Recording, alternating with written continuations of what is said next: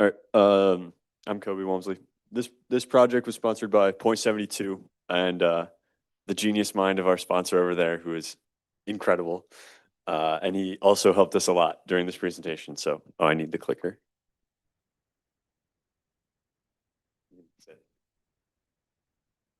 Hi, I'm Resh Kumar. All right. So, if you're not a quant, chances are the concept of trading volatility is very foreign to you. And that's okay, because trading volatility is not as easy to conceptually grasp as the idea of trading stocks. It just feels like the thing you're owning is not very tangible. It feels like rather than owning like something you can hold, not hold, but a share of a company, you're owning like a mathematical construct, which just seems a bit nebulous. But the relationship actually isn't so different. If you own a stock, the thing you're really buying, now you own a share of a company, but the thing that you want is the right to the future price move of that company. But if you own volatility, you want to own the right to the future oscillations of the price move rather than the magnitude or direction of the motion. So if you own volatility, a term you're going to see all the time is implied volatility, which is basically how much does the market believe that your stock is going to move in a certain period of time.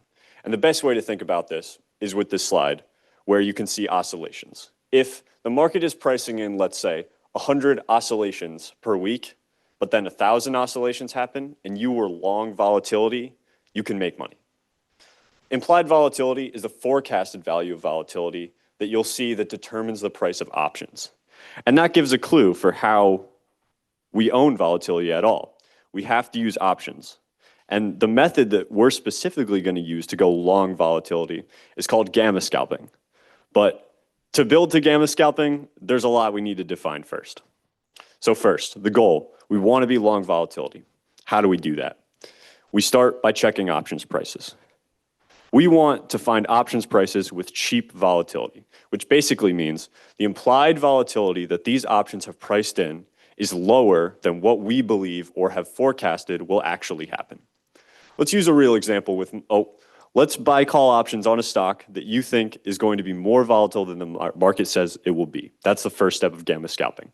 So let's use an example from my least favorite stock, Tesla. Let's say that Tesla shares, which already have an exorbitant value for volatility, we think that their volatility is going to be even higher than their value projects. If we pay for volatility now, the volatility is more, we make money. But wait, if we just buy options, we're not just exposed to volatility. We're also in extreme danger from a price move in the underlying security. So we need to hedge our option position, our call option position, with a short stock position. And it's very important that we hedge by shorting the correct amount. And how do we decide the correct amount? Well, we have to look at the delta of the option. The delta is the expected relationship between the option price movement and the stock price movement. It's a ratio. It basically says at the point you're at right now, if option price moves 50 cents, if the stock moves $1, the option price will move 50 cents. And for extra credit, that means that delta is 0.5. But the problem is delta also moves with price. And this relationship is called gamma, and hence gamma scalping.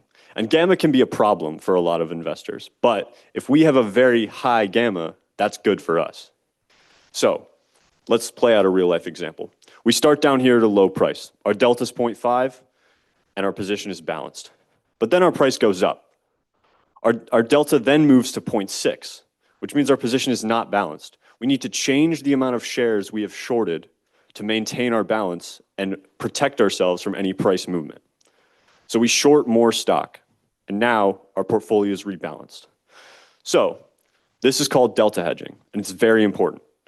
We maintain precisely sized stock and option positions to cancel out price moves, and that way we're only exposed to volatility. And now we are truly long volatility. Now, let's look at this in action over a time period. So we start down here. We start at the beginning of the day. The stock price begins to move. The price falls, we buy the stock to rehedge. The price rises, we sell to rehedge. We buy, we sell, we buy, we sell, we repeat. And at every motion during this step, since our portfolio is balanced, we don't have exposure to the price move. So if you look at from the beginning of the day to the end of the day, our portfolio value is exactly the same, but we have bought low and sold high 4 times. This feels like free money. Except there's a problem because you have to pay for those option contracts up front. And you have to make more money gamma scalping than you did when you paid for the volatility that the options gave you. Your profit has to always be higher than volatility cost. And now we're truly long volatility. So now you understand gamma scalping. But you think, well, let's say we want to realize as much volatility as we can. So what if instead of waiting for some chunky, discrete timestamp to rebalance, what if we rebalance continuously and we stretch out this Brownian motion graph into a perfectly straight line of volatility that gives us as much money as we can ask for? Well, there's a problem.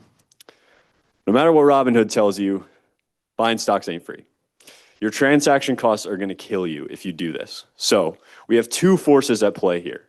We have the negative force of rebalancing costs and the positive profitable force of rebalancing and capturing volatility, capturing gamma. So how do we balance these 2 forces? Well, what was the title slide? Oh yeah, optimal option rebalancing. So before I let Rich talk about this, I want to address one more thing. To do this process, it's very important that we have extremely accurate pricing data for options because options data is $19,000 and we don't want to pay for that.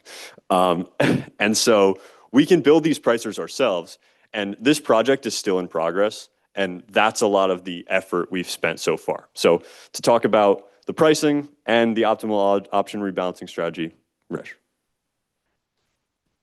Thank you, Kobe. So what are we doing now? Now that we don't have the data, what we are focusing on is building the mathematical foundation. So the way this project moves, it has 3 different components to it. Firstly, we built the American Option Pricer, which will give us a flexible numerical framework to estimate S&P options with early exercise rights. Secondly, we look at the Greek sensitivities, like Kobe mentioned, delta and gamma, to capture the curvature.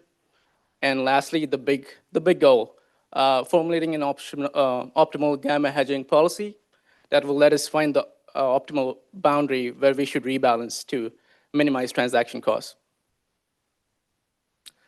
So before we go into pricing and hedging, what we need to understand is how the underlying asset actually moves. And a good way to model that is the Cox-Ross-Rubinstein binomial tree. So as you can see on the graph on your right side, S0 will be your price at time 0.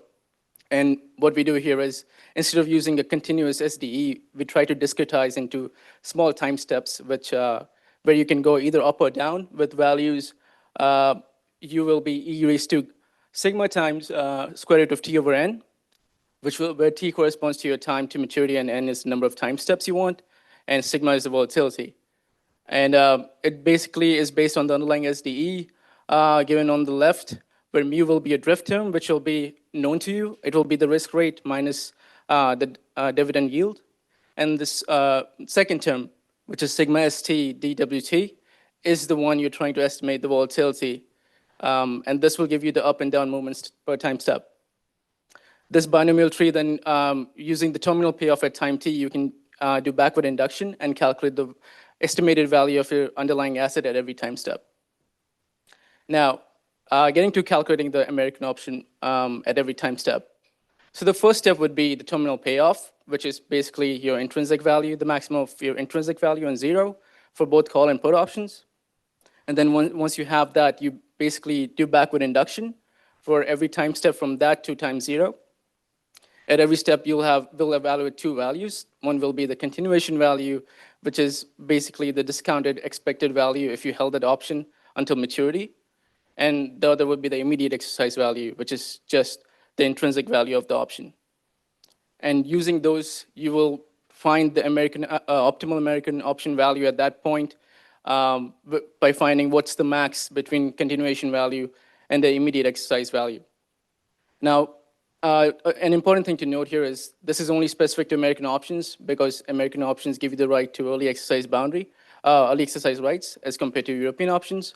And if you look closely to the graph on the right, as we increase the number of time steps, the graph for the early exercise boundary gets smoother and smoother, which basically corresponds to your rebalancing very often. And you have high transaction costs, but you're basically following the same path as the asset. Now, secondly, the Greeks, why this is important. We want to find the delta and the gamma. Gamma will help us measure the volatility. So as Kobe already mentioned, delta is basically the sensitivity of the change in the option with respect to the underlying asset, and gamma will give you the curvature of the delta. And one important thing to note would be delta increases as your time to maturity decreases, as you can see on the graph on the bottom left. And now that we have that, we can finally go to the impulse control problem or the gamma scalping. Kobe basically already touched on it, but what is the problem if we hedge continuously? You incur high transaction cost, you incur the bid-ask spreads every single time you trade. Now, what is the solution to this? So the solution would be to find an optimal boundary where your hedging will be efficient, which means the cost of not hedging will exceed your transaction cost. And that will create a no trade band. So we're still in the process of formulating this impulse control problem because we still don't have the accurate data, as Kobe already mentioned. And so right now we are just focusing on building the mathematical foundation. And as soon as we get the data, we'll be able to try to work on formulating the optimal boundary with also having the right cost parameters like transaction cost and bid-ask spread to estimate what an optimal boundary would look like. And that's all. Thank you.